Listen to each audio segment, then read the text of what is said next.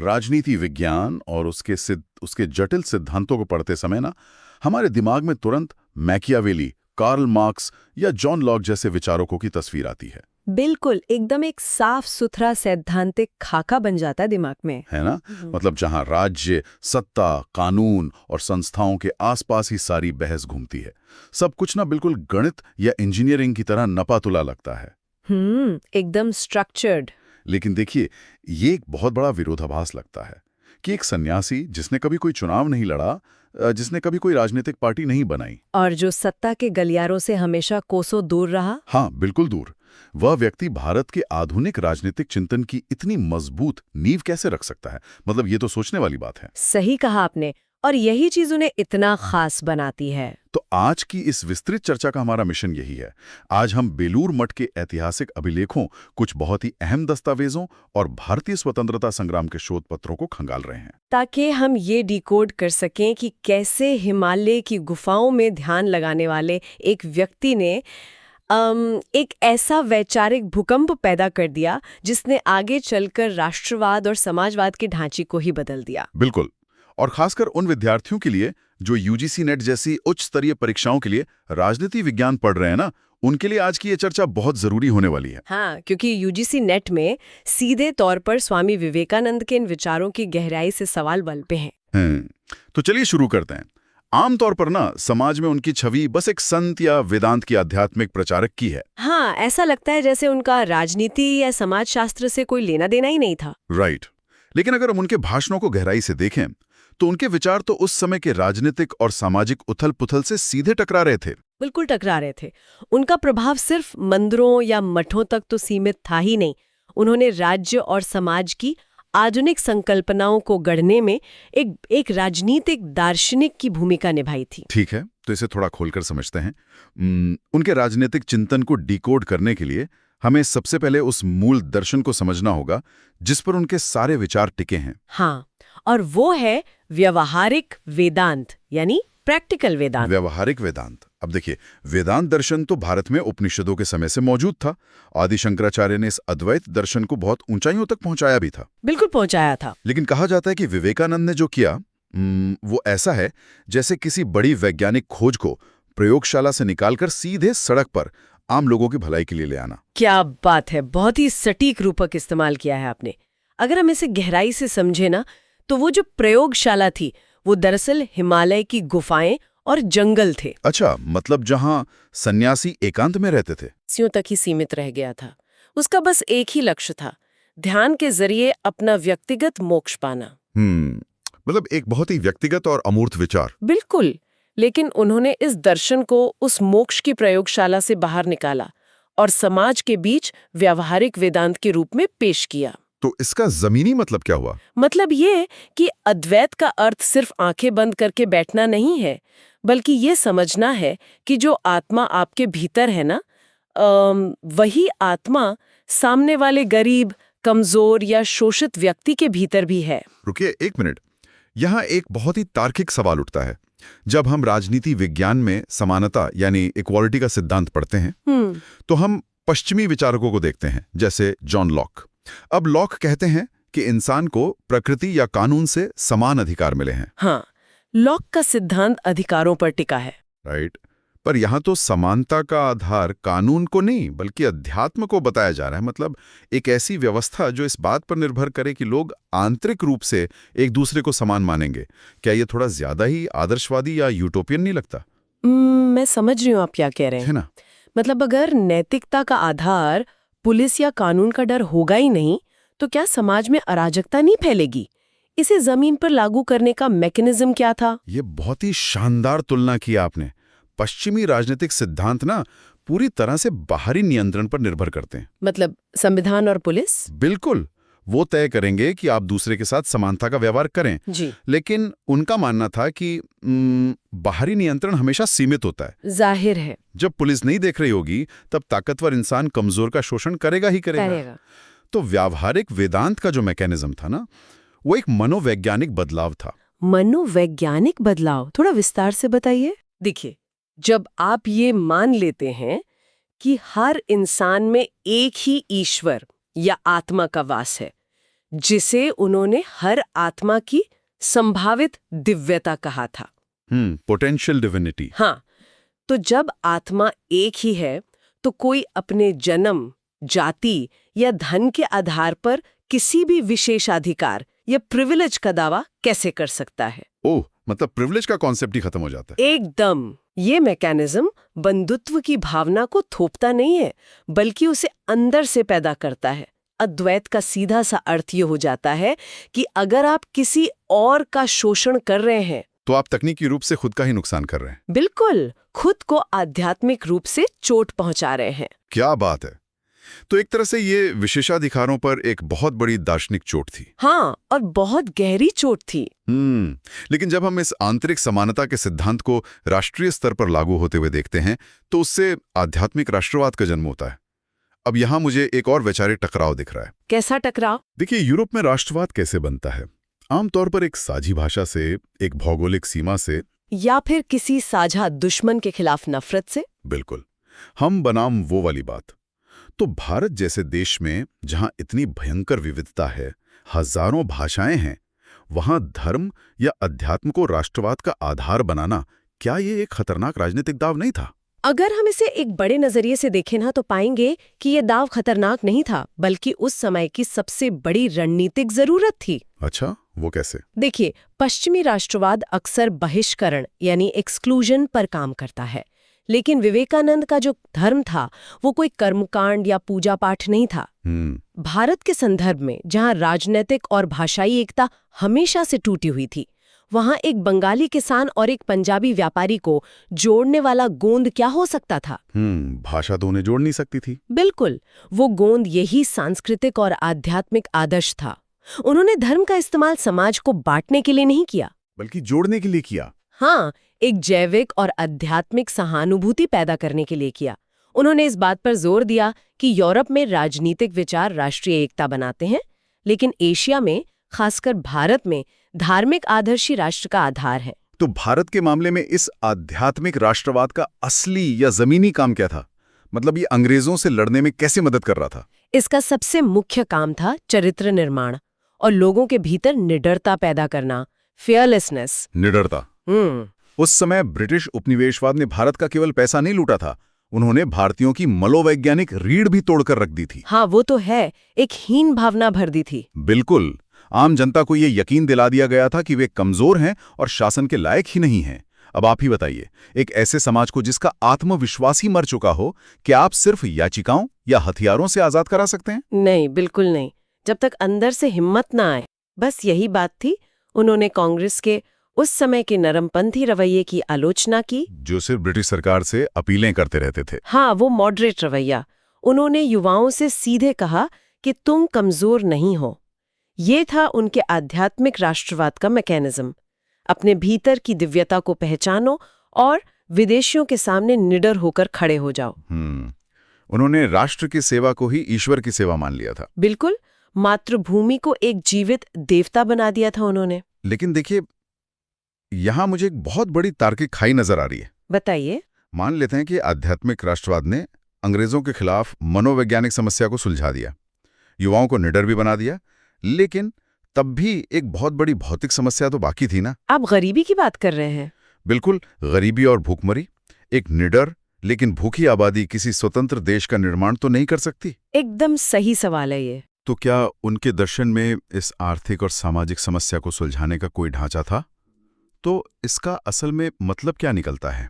क्या हम उन्हें भारत के शुरुआती समाजवादियों में से एक मान सकते हैं? राजनीति विज्ञान के नजरिए से ये एक बहुत ही गहरा पॉइंट है। अगर हम कार्ल मार्क्स के समाजवाद को देखते हैं, जो कि वर्ग संघर्ष पर टिका है। हाँ, पूरी तरह से क्लास स्ट्रगल और संसाधनों के बंटवारे पर। लेकिन मार्क्स के विचार भारत में आने से बहुत पहले ही विवेकानंद देश के पहले ऐसे धार्मिक नेता थे जिन्होंने श्रमिक वर्ग की अहमियत को समझा था। उन्होंने साफ घोषित कर दिया था कि भारत के पतन का असली कारण कोई और नहीं बल्कि आम जनता और गरीबों की उपेक्षा है। उनका समाजवाद मार्क्स से अलग था। अलग कैसे था? क्योंकि उसमें भौतिक के साथ साथ एक आध्यात्मिक पहलू भी शामिल था। तो उनका ये समाजवाद का मॉडल काम कैसे करता था जमीन पर? उनका मॉडल टिका था दरिद्र नारायण के सिद्धांत पर। दरिद्र नारायण? यानी गरीबों में ही भगवान देखना। बिल्कुल। और इसका मैकेनिज्म बड़ा ही दिलचस्प है। जब आप किसी गरीब की दया भाव से मदद करते हैं ना, तो आप अनजाने में एक पदानुक्रम यानी एक हायरार्की बना देते हैं। आप देने वाले बन जाते हैं और वो लेने वाला, एक ईगो आ जाता है। अरे हाँ, ये तो होता है, एक सुपीरियॉरिटी कॉम्प्लेक्स आ जाता है। हाँ, लेकिन जब आप उस गरीब को नारायण मानकर उसकी सेवा करते हैं तो वो कोई एहसान नहीं रहता, वो पूजा बन जाती है। और ये चीज समाज में पूर्ण समानता स्थापित करती है। क्या बात है, मतलब समाजवाद को अध्यात्म से जोड़ दिया। हाँ, और उनका स्पष्ट मानना था कि खाली पेट धर्म नहीं सिखाया जा सकता। भूखे इंसान को दर्शन का ज्ञान देना तो वैसे भी बेईमानी है। बिल्कुल, मजाक उड़ाने जैसा है। आपको पता है, बेलूर मठ के दस्तावेजों में उनका एक बहुत ही प्रभावशाली विचार मिलता है। वो कहते हैं कि भूख में जीने से बेहतर है आधा पेट भोजन करके जीना। हाँ, ये बहुत ही व्यवहारिक सोच थी। अब दिखाती है कि वो हवाई मोक्ष की बातें नहीं कर रहे थे। उन्हें जमीनी हकीकत का पूरा अंदाजा था। वो चाहते थे कि पहले लोगों की बुनियादी जरूरतें पूरी हों। एकदम। और आपको पता है, इस भौतिक और सामाजिक मुक्ति के लिए उन्होंने अपना सबसे बड़ा हथियार किसे बनाया? किसे? शिक्षा को। एजुकेशन। और वो भी सिर्फ अमीर या कुलीन वर्ग की शिक्षा नहीं, बल्कि आम जनमानस की शिक्षा। खासकर महिलाओं और निचले तबके के लोगों की शिक्षा को उन्होंने सशक्तिकरण का हथियार बताया। बिना शिक्षा के तो समाजवाद भी नहीं आ सकता। बिल्कुल। उन्होंने जातिवाद और छुआछूत का बहुत कड़ा विरोध किया। उन उच्च वर्गों की तीखी आलोचना की जो धर्म के नाम पर विशेषाधिकार जमाए बैठे थे। तो उनका तर्क ये था कि जब तक निचला तबका शिक्षित होकर खड़ा नहीं होता, आजादी अधूरी है। हाँ, उनका मानना था कि बिना सामाजिक मुक्ति के राजनीतिक मुक्ति असंभव है। वो आजादी सिर्फ कुछ मुट्ठी भर लोगों की सत्ता बनकर रह जाएगी। अब यहाँ ये विषय ना बहुत ही मजेदार हो जाता है, क्योंकि ये सारा सिद्धांत सिर्फ किताबों या भाषणों तक सीमित नहीं रहा। बिल्कुल नहीं, ये जमीन पर उतरा। और इसने भारतीय स्वतंत्रता संग्राम के सबसे बड़े नेताओं को प्रभावित किया। मतलब दुनिया के राजनीतिक इतिहास में मुझे नहीं लगता ऐसा कोई और उदाहरण होगा जहां एक सन्यासी के विचार किसी देश की सेना की रूपरेखा तय कर रहे हों। यही तो भारतीय राजनीतिक चिंतन की सबसे अनूठी बात है। अगर हम स्वतंत्रता संग्राम के नेताओं पर उनके प्रभाव को देखें ना, तो अलग अलग विचारधाराओं के नेताओं ने उनसे गहरी प्रेरणा ली। जैसे सुभाष चंद्र बोस को ही ले लीजिए। बोस की विचारधारा तो काफी उग्र थी। हाँ, लेकिन उन्होंने अपनी इंडियन नेशनल आर्मी यानी आईएनए की नींव उसी वेदांत दर्शन पर रखी। सेना में जो एकता, निष्ठा और निस्वार्थ बलिदान का जज्बा था ना, वो सीधे तौर पर विवेकानंद के विचारों से आया था। बोस तो उन्हें भारतीय राष्ट्रीय आंदोलन का वैचारिक पिता मानते थे।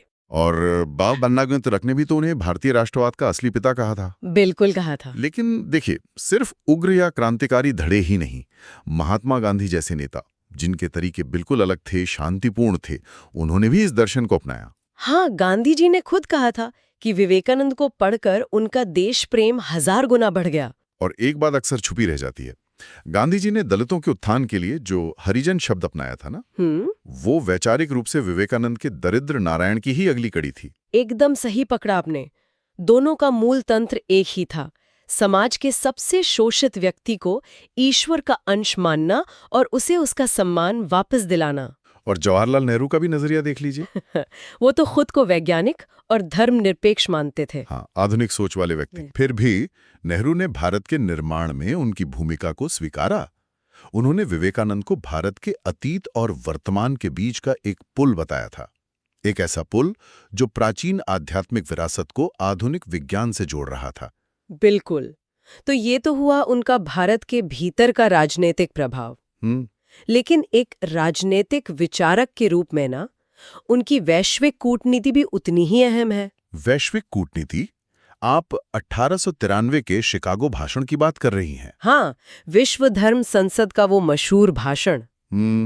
आमतौर पर जब उस भाषण की बात होती है तो लोगों को बस वो शुरुआती शब्द याद आते हैं, अमेरिका के बहनों और भाइयों। बिल्कुल, वहीं तक बात सिमट जाती है। लेकिन अगर हम राजनीति विज्ञान के एक विद्यार्थी की नजर से देखें तो उस भाषण का असली भू-राजनीतिक और कूटनीतिक महत्व क्या था? देखिए, वो भाषण कूटनीति और सॉफ्ट पावर का एक मास्टर क्लास था, और वो भी तब जब सॉफ्ट पावर शब्द इजाद भी नहीं हुआ था। अच्छा। उस समय पश्चिमी दुनिया भारत को क्या मानती थी?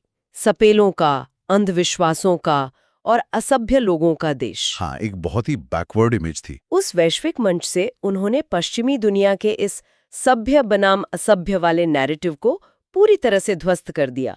उन्होंने सिर्फ हिंदू धर्म का ही परिचय नहीं दिया। तो और क्या कूटनीतिक संदेश था उसमें? उन्होंने दुनिया के सामने सहिष्णुता यानी टॉलरेंस और सार्वभौमिक स्वीकृति यानी यूनिवर्सल एक्सेप्टेंस के बीच का एक बहुत ही गहरा राजनीतिक अंतर रखा। इससे एक बहुत जरूरी सवाल खड़ा होता है।